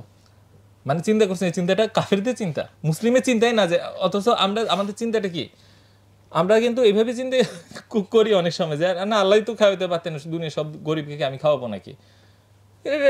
মুসলিমদের চিন্তা না। এমনকি সূরা মাউনে বলছে যে মানে যাদের ব্যাপারে ইয়ে করেছে যে মানে তুমি কি দেখো না যে আলাইতালা জি বিদ্দিন ফাজালি কালে ইয়াতিম, হ্যাঁ, যে মানে যারা উদাসীন নামাজের ব্যাপারে, তারপরে হচ্ছে কি যে এতিমকে গলা ধাক্কা দেয় এবং ওই মিসকিনদেরকে কি খাওয়াইতে উৎসাহিত করেন। দেখছেন? বলেন না যে মিসকিনদের খাওয়ায় না, খাওয়াইতে উৎসাহিত করবেন না, নিরুৎসাহিত করবেন। ইটসেলফ মানে কি ওই পর্যায়ের একটা গুণা যে আপনি এতিমকে ধাক্কা দিচ্ছেন, আপনি এই নামাজের ব্যাপারে উদাসীন, তাই না? যারা কি দিনকে অস্বীকার করে, হ্যাঁ, এদের ব্যাপারে মানে দিন মানে হাসরের দিন, ভাই যারা কোন পর্যায়ের আর কি আসলে আমরা উৎসাহিত করা হয়েছে একটা ধর্মে যেখানে বলতেছেন আমার পুরোহিতকে খাওয়াও, আমার মন্দিরে টাকা দাও, বরং বলতেছে আমার গরিবদেরকে খাওয়াও। সেখানে এসে আমাদের দানের কেন্দ্র হয়ে গেল মসজিদের উন্নয়ন। এই উন্নয়ন কি মুসল্লির অন্তরের উন্নয়ন? এই উন্নয়ন কি ইসলামের উন্নয়ন নাকি ইনফ্রাস্ট্রাকচারের উন্নয়ন? আজকে যদি আপনি রাসূলের একটা নিদর্শন দেখতে চান, দেখতে পারবেন না। না রাসূলের প্রাসাদ দেখতে পারবেন, না রাসূলের হাতে তৈরি করে বিরাট কোনো মন্দির বা গম্বুজ, মন্দির তো না, মসজিদ বা গম্বুজ দেখতে পারবেন, না হযরত আবু বকরের প্রাসাদ দেখতে পারবেন, না হযরত ওমরের। কিন্তু তাদের আইডিয়াগুলো আমাদের মাঝে আছে, কারণ তারা মানুষ করে গেছে, মানুষকে উন্নয়ন করে গেছে, সমাজকে উন্নয়ন করে গেছে। আর আজকে আমরা মানুষ সমাজ না, আমরা ইনফ্রাস্ট্রাকচারকে উন্নয়ন করি। ঠিক যে কাজটা ফেরাউন করছে, ফেরাউন ঠিক এই কাজটা করছে। সে তার কোনো আইডিয়া রেখে যেতে পারে নাই, কিন্তু ইনফ্রাস্ট্রাকচার রেখে যেতে পারছে। আর আজকে আমরা যা করছি 100 বছর পরে আমাদের পরবর্তী পুরুষে এসে বলবে এরা এগুলো শুধু বানায় গেছে আর সমাজটাকে শেষ করে গেছে। আমাদের পুরো সমাজটা যখন সুদ ভিত্তিক হয়ে যায়, আমরা ক্যাপিটালিস্টিক চিন্তা মসজিদের ভিতরে নিয়ে আসি এবং ওই চিন্তাটাকে ফান্ড করার জন্য কাদের টাকা প্রয়োজন? যাদের হাতে টাকা আছে, এবং তারা সব কি ভিত্তিক? সুদ ভিত্তিক। তো কেমনি সুদের বিরুদ্ধে বয়ান হবে? আপনি তো ধর্মকে আমাদের থেকে সমাজ থেকে আলাদা করতে পারবেন না, আমরা সবাই মিলেই তো। ওই চিন্তাটা ঠিকই মসজিদে ঢুকছে এবং কোরআন যেভাবে শিখাইছে তার থেকে বিকৃত হয়ে গেছে আমাদের চিন্তা। সেই জন্যই দেখি মসজিদের এসি চলতে থাকে আর বাহিরে এই আদম সন্তান না খেয়ে হাত পেতে থাকে। আপনার কি মনে হয় হযরত ওমর রাদিয়াল্লাহু আনহু এগুলো দেখলে মানতে পারতো? যেখানে উনি যখন দেখছে যে একজন মানুষ না খেয়ে আছে, নিজ কাঁধে বোঝা নিচ্ছে এই জন্য যে দায়িত্বটা আমার, এই দায়িত্ব আমার, এই দায় আমার যে একটা মানুষ না খেয়ে আছে, আর সেখানে মসজিদ দানের টাকা দিয়ে এসি ঝাড়বাতি কিনতেছে, ইমামের বেতন দিচ্ছে 12,000 5,000, এটা দিন মজুরের বেতন হতে চেয়ে বেশি। কেমনি ইসলামের উন্নয়ন হবে? উন্নয়ন তো হচ্ছে একটা ইনফ্রাস্ট্রাকচারের উন্নয়ন, তো হচ্ছে সিমেন্ট কোম্পানির, রড কোম্পানির, টাইলস কোম্পানির, ঝাড়বাতিওয়ালার। কিন্তু ইসলামের উন্নয়ন না। ইসলামের উন্নয়ন কি কখনো এই জন্য পিছিয়ে ছিল যে মসজিদ সুন্দর হয় নাই? রাসূল সাল্লাল্লাহু আলাইহি ওয়াসাল্লামের একটা হাদিস আছে যেখানে বলতেছিল আমি চাইলে তো পাহাড়কেও সোনা করে দিত আল্লাহ। উনি কিন্তু এটা চাই নাই, কারণ এটা দরকার নাই। আমরা কি চাইতাম যে হ্যাঁ আমার সোনার পাহাড় লাগবে, এটা দিয়ে এটা কিনবো, ওইটা কিনবো, সারা দুনিয়ার ইসলাম প্রচার করে দিব আমার টাকা খরচ করতে করতে। রাসূল বলছে না, আমি আল্লাহর কাছে কখনো চাই নাই যে আল্লাহ ধন সম্পদ দাও, এটা দিয়ে আমি কিনে কিনে মুসলিম বানাই ফেলবো মানুষকে। উনি কি দোয়া করছেন? উনি ওনার উম্মতদের জন্য দোয়া করছেন, কল্যাণের জন্য দোয়া করছেন। সেইটা আমাদের এখন লক্ষ্য না। আমাদের লক্ষ্য কি? ঠিক সেইটা যেটা সুদী প্রতিষ্ঠানগুলা, যেটা সুদী সিস্টেমগুলো আমাদেরকে শিখাইছে। হ্যাঁ, মানে ওই যে শুরুতে যে শো অফের প্রতিযোগিতার কথা বলছিলেন, এটা আসলে এইখানেও প্রকটভাবে আসলে দেখা যাচ্ছে। এবার লাস্ট, তাহলে ভাই একদম আমরা যেহেতু সময়ের শেষ প্রান্তে চলে এসেছি, শেষ করার আগে যদি জানতে চাই যে হাইপোথেটিক্যাল সিনারিও যদি আমরা এরকম চিন্তা করি যে না সুদ নাই, কোথাও কোনো সুদ নাই, আমরা হচ্ছে এই সুদী অর্থব্যবস্থা থেকে ধরা যাক বের হয়ে আসলাম, তাহলে হচ্ছে পৃথিবীটা কেমন হইতো বা ইকোনমিক সিস্টেমটা বা বিশ্বটা আসলে কেমন দেখতাম আমরা? এটা কি ইসলাম সহ নাকি ইসলাম ছাড়া? হ্যাঁ, যে ইসলামে যেরকম একদম সুদের কোনো ব্যাপার নাই, সো এইভাবে যদি আমরা চিন্তা করি। কিছুদিন আগে একজন বলল এই যে আমরা চারপাশে এত উন্নয়ন দেখতেছি, ইসলাম আসলে আমরা আরো বেশি উন্নয়ন দেখব। কিন্তু দেখেন আমাদের ফ্রেমওয়ার্কটা পর্যন্ত ক্যাপিটালিস্ট হয়ে গেছে এবং মানে ওইটাই পাইতে চাই যেটা ক্যাপিটালিজম দিয়ে পাচ্ছি। ইসলামের যখন আমি একটা অর্থমন্ত্রী হব, আমি যখন মুসলিম দেশের প্রধান হব, তখন আমার টার্গেট থাকবে এই না যে আমরা আসলে অতীতে যা করছি সেই জিনিসটা আরো বেশি বেশি করে করব। কিন্তু ইসলাম আমাদের কি দিবে সেটা কিন্তু জানা গুরুত্বপূর্ণ। একটা জিনিস দেখেন, ইসলাম আমাদের সম্পদের নিরাপত্তা দিবে। বর্তমানে আমরা যেরকম দেখি যে এর সম্পদ ও খাচ্ছে, এর সম্পদ ও দখল করছে, এখানে হচ্ছে কি যে আপনি বাইরে সাইকেলটা রাখলে, আপনার মোটরসাইকেল রাখলে চিন্তা পড়ে যান জিনিসটা আছে কি নাই। এই চিন্তাটা থেকে আপনি মুক্ত হয়ে যাবেন, কেউ কারো সম্পদ দখল করবে না। এবং এই যে জমি দখল, যখন আপনি জমি দখল করবেন, বিশেষ করে এতিমের জমি দখল, যে সমাজে তো এতিমই দুর্বল, তখন কোরআনে বলছে সেটা যেন তুমি আগুন ভক্ষণ করছো। এবং ইসলামে এও বলছে যে নিজের সম্পত্তি রক্ষার জন্য যে লড়াই করে মরে সে যেন শহীদি মৃত্যু অর্জন করলো। এইরকম একটা সমাজ যখন হবে তখন কিন্তু আপনার রাতের ঘুমের এই টেনশনটা থাকবে না যে আমার বাড়ির সামনে গরুটাকে চুরি করলো কি সাইকেলকে চুরি করলো। আজকে আপনি এখানে আসছেন, হয়তো নিচে কিছু একটা রেখে আসছেন বা ঘরে কিছু একটা রেখে আসছেন, আপনি কিন্তু ওই চিন্তা থেকে মুক্ত হইতে পারেন নাই। ইসলাম যদি আসে আমাদের সমাজ বা যে সমাজে, সে এমন একটা সমাজ ব্যবস্থা দিবে যেখানে সম্পত্তির নিরাপত্তা থাকবে। দ্বিতীয়ত, ইসলাম যে জিনিসটা দিবে সেটা হচ্ছে ক্ষুধামুক্ত একটা বিশ্ব। কারণ কোরআনে বারবার কি খাওয়াইতে উৎসাহিত করা হয়েছে। এবং ইসলামের ফান্ডামেন্টাল যে পাঁচটা পিলের উপর দাঁড়ায়, তার মধ্যে একটা হচ্ছে জাকাত। এই জাকাত শুধুমাত্র ওই টাকার উপর না বা সোনার উপর না, আপনার ব্যবসা মাল, ধরা যাক আপনি ব্যবসায়ী, আপনার দোকানে যে ইনভেন্টরি ওটার উপর জাকাত দিবেন। এবং আপনি যে কৃষক হন তাহলে আপনি ফসলের উপর জাকাত দিবেন। এবং আপনার যদি চড়ানো গরু থাকে, কেমন যেটা প্রকৃতি থেকে বড় হচ্ছে, গরু মহিষ ছাগল, সেগুলোর উপরও জাকাত দিতে হয় একেবারে। তো তাহলে আপনি চিন্তা করেন, বাংলাদেশে ওই একটা সমীক্ষায় দেখেছি যে মানে 33 লক্ষ টন খুব সম্ভবত যে ফসল উৎপন্ন হয়, এটার অর্ধেকের লোকও যদি জাকাতযোগ্য হয় আর তারা এই ফসলের 20 ভাগের 1 ভাগ জাকাত দেয়, দেশে খাদ্য অভাবই তো থাকবে না আমার মতে। আর যখন টাকাটা জায়গা দিবে, টাকার অভাব থাকবে না। ওষুধ কোম্পানিগুলা যখন ফার্মেসিগুলা ওষুধ জায়গা দিবে, আর তো মানুষ হাত পাইতে পাইতে ঘুরবে না যে আমার ওষুধ কিনতে টাকা প্রয়োজন। কখনো কি এরকম হয় নাই যে আপনি ফার্মেসিতে একজন লোক এসে বললো যে আমি অত্যন্ত দরিদ্র, আমার এই পরিবারে মারা যাচ্ছে, আমার কিছু ওষুধ প্রয়োজন, সেটার জন্যই তো জাকাত। এবং আপনি যখন ঋণ নিয়ে সৎ মানুষ হওয়া সত্ত্বেও অভাবে পড়ে যান, আপনাকে সে বেইল আউট করে দিবে, এটাই তো জাকাত। যে ঋণকে কি মুক্ত করো। তাহলে আপনি চিন্তা করছেন, আপনি জন্মাইলেন একটা মানুষ হয়ে এবং আপনি মৃত্যু পর্যন্ত আপনার খাওয়া নিয়ে কোনো টেনশন নেই যে আপনি না খেয়ে থাকতে হবে। এমনকি যেই ব্যক্তি ক্ষুধার্ত অবস্থায় একবেলা খাওয়ার জন্য চুরি করে, তার চুরির উপর ওইভাবে শাস্তি বর্তায় না। এর পরেও, এত কিছুর পরেও যদি আপনি না খেয়ে থাকেন, সেটা শাসকের দায় যে আপনি কেন না খেয়ে আছেন। হযরত ওমর যখন দেখলো যে একটা মহিলা না খেয়ে আছে, হযরত ওমর কিন্তু এই কথা বলেনি আমি সুদমুক্ত দুনিয়া দিলাম, আমি জাকাত দেওয়া নিশ্চিত করলাম, আমি হচ্ছে কি যে তোমার দান সদকা করছি, এত কিছু করছি, তারপরে তুমি না খেয়ে আছো, এটা তোমার দোষ। বরং বলছে এটা আমার দোষ। সেই জন্যই নিজের কাঁধে বোঝা নিছে এবং বলছে যে আমি বোঝা নিয়ে যাব। তো ভৃত্য ছিল, উনি আমিরুল মুমিনিন ছিল, ভৃত্য থাকবেই। তো ভৃত্য বলে আপনি কেন নিচ্ছেন? বল আখিরাতে কি তুমি আমার বোঝা নিবা? মানে উনি এটাকে ওনার অপরাধ হিসেবে চিন্তা করছে যে অপরাধ মুক্তির জন্য নিজে বোঝা নিবে, যে এই কষ্ট করে যেন আমি আল্লাহর কাছ থেকে এটা মুক্ত। এইরকম একটা বিশ্বে কি আপনি থাকতে চান না? এটাই তো উন্নয়ন। এই উন্নয়ন কিন্তু আসলে আমাদের ফ্রেমওয়ার্কে নাই। আমাদের ফ্রেমওয়ার্কে আছে কি উন্নয়ন মানে চড়া রাস্তা। রাস্তা চড়া হয়ে কী লাভ যদি আপনার সন্তানের এতিম করে রাখার সময় আপনি মৃত্যু সজ্জায় এই চিন্তিত থাকেন, সেহেতু সম্পত্তি রাখতেই পারবে না। এই উন্নয়নের কী লাভ যদি আপনি জীবনে শান্তিটাই না পান? আপনি চিন্তা করেন, জন্ম থেকে মৃত্যু পর্যন্ত আপনি খাওয়া নিয়ে কোনো চিন্তা নেই, আপনার জন্য পোশাক ব্যবসায়ীরা পোশাক দিবে জাকাত, ওষুধ ব্যবসায়ীরা ওষুধ দিবে জাকাত, এবং আত্মীয়র হক রক্ষা, এটা কিন্তু ক্যাপিটালিজমের কোনো বয়ান না। আত্মীয়র হক রাখতে চাইলে রাখবেন, না রাখতে চাইলে নাই। প্রতিবেশী আপনি কোনো ইম্পর্টেন্ট ফ্যাক্টর না, আপনি ইম্পর্টেন্ট ফ্যাক্টরকে বস, তাকে খুশি করবেন, দ্যাটস এনাফ ফর ইউ। কিন্তু আল্লাহ আমাদেরকে জিজ্ঞাসা করবে যে আমি না খেয়েছিলাম, তুমি খাওয়া নেই কেন? সেটা হচ্ছে প্রতিবেশী। আর আত্মীয়র সাথে সম্পর্ক রাখবেন না মানে তো আপনি তো জান্নাতে যেতে পারবেন না। তাহলে ইসলাম কিন্তু শুধু বলে নাই যে টাকার জন্য আত্মীয় সম্পর্ক, প্রতিবেশীর অধিকার সব বিক্রি করে দাও। আসলে আমাদের যে মনের সুখটা সেটা একমাত্র টাকা থেকে আসে এবং একমাত্র ভোগ থেকে আসে, ব্যাপারটা এরকম না। আর অনেকগুলো ফ্যাক্টর আছে যে সবগুলো একত্রে কাজ করে। এবং একটা ইসলাম নিয়ে দুইটা বললাম, যে প্রথমত হচ্ছে যে সে সম্পত্তির অধিকার দিবে, তারপরে দিলাম যে ক্ষুধামুক্ত দিবে, তারপরে যেটা বলবো সেটা হচ্ছে যে বৈষম্যহীন একটা দুনিয়া দিবে, যেখানে ধনিয়া দরিদ্রের মধ্যে পার্থক্য থাকবে না। জাকাত হচ্ছে কি গরিবের হক নাকি, এখানে কখনো বলে না যে ধনীর দয়া। তা আপনি চিন্তা করেন আজকে সমাজের সবচেয়ে বড় ধনীরা যদি আপনি গরিব হলে আপনার বাড়িতে এসে এসে খাওয়া পৌঁছায় দেয়, আপনার জীবনটা কি যে আমি যদি সব হারাই ফেলি, মানুষ এসে আমাকে দিয়ে যাবে এবং ওইটা আমার অধিকার। এমন না যে এটা আমার দয়া, আমি লাইন ধরে ধরে মানুষের বাড়ি বাড়ি ঘুরবো না, মানুষ এসে আমাকে দিয়ে যাবে এবং আমি বলবো এটা তো আমার পাও না। বুঝেছেন আপনার সম্পত্তির মানে এখন যে সম্পত্তির ডিস্ট্রিবিউশনটা দেখি, ওই গ্যাপটা দেখি, সেটা তো সুদের কারণে। এটা একদিকে কাট করে দিছি, আর একদিকে বলে দিচ্ছি জাকাত দিতে। তো মানুষের তফাৎটা কি ওইরকম থাকবে?